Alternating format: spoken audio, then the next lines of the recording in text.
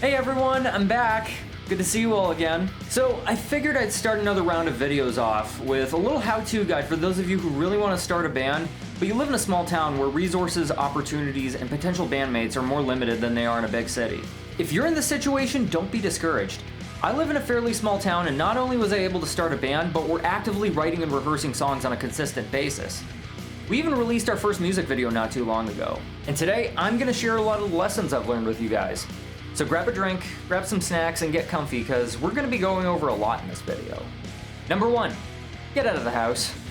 So for the sake of this video, I'm going to assume that some of you are complete introverts who don't get out of the house very much and have a really small social circle. If that's where you're at, then my first piece of advice would be to get out of the house and start consistently going to live shows in your area. This is the advice Lizzie Hale gave me during a Facebook Live Q&A a couple years ago. The goal here is to get to know other artists in your area and to get a feel for the local music scene. It's important to go to these shows consistently too.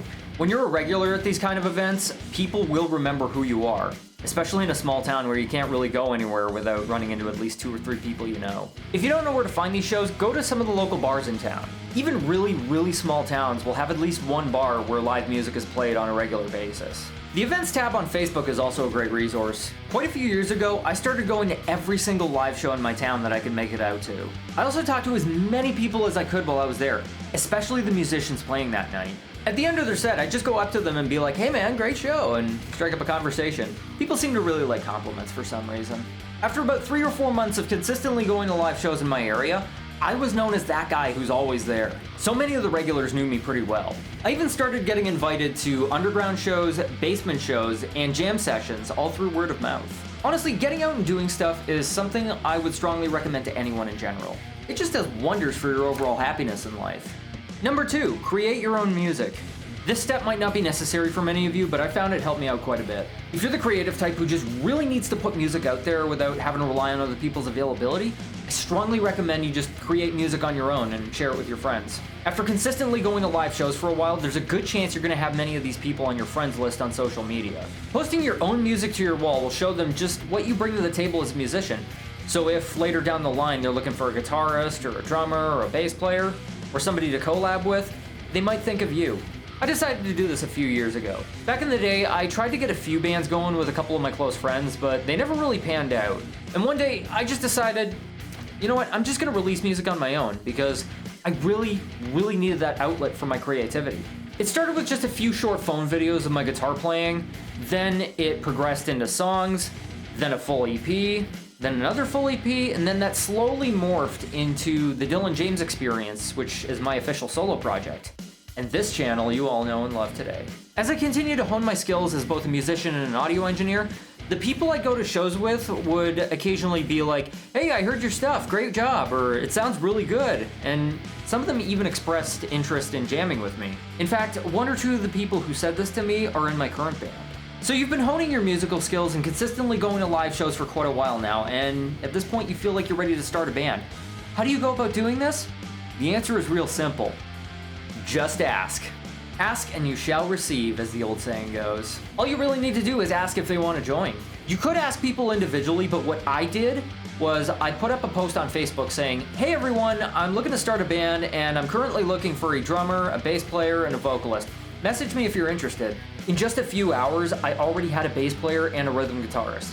And then a week later, a drummer and a vocalist also joined. So we were all set to start writing and rehearsing, which we did. Unfortunately though, our first vocalist had to leave due to work and personal reasons, and it took us several vocalists and several months until we found our current one. Which brings me to my last piece of advice that I want to close off with. Please pay attention, because this one is important. Don't settle for unreliable bandmates. At some point in your time working in a band environment, you're likely going to come across bandmates who just aren't keeping up with the rest of the band. They're not practicing their parts, they're not showing up to rehearsals, or they're just being really difficult to work with.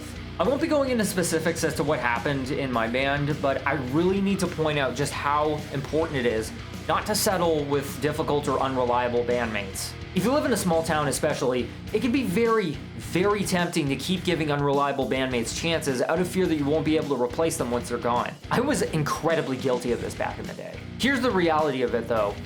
A band will only get as far as its least committed member. If one person in the band is constantly holding the rest of you back, you gotta let them go. Sorry to say. Otherwise, progress is going to grind to a complete halt, and you're not gonna be able to get anything done because everybody's just waiting on that one guy who keeps skipping rehearsal and not doing his homework. You need to be polite and courteous about this, though.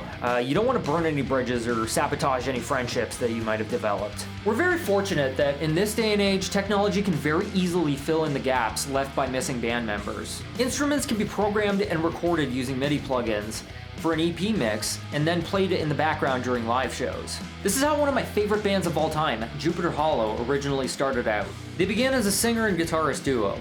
The guitarist would record the bass parts.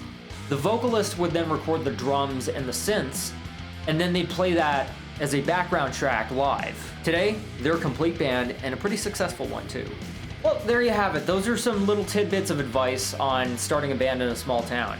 I wish you the best of luck in your endeavor. Also, I would strongly recommend that you come check out my new band, Night Tripper. We just put out our new single not too long ago called The Good Old Daze. We have a music video up on YouTube, and we are also available for streaming on YouTube Music, Bandcamp, Spotify, Apple Music, iTunes, and Amazon. All of the links, of course, are down below in the description. Hopefully, if YouTube will let me. Also, I'm gonna be having more videos coming out on a weekly basis, so be sure to hit that like button, subscribe to the channel, and hit that notification bell so you don't miss them. Thanks for watching, and I'll see you soon.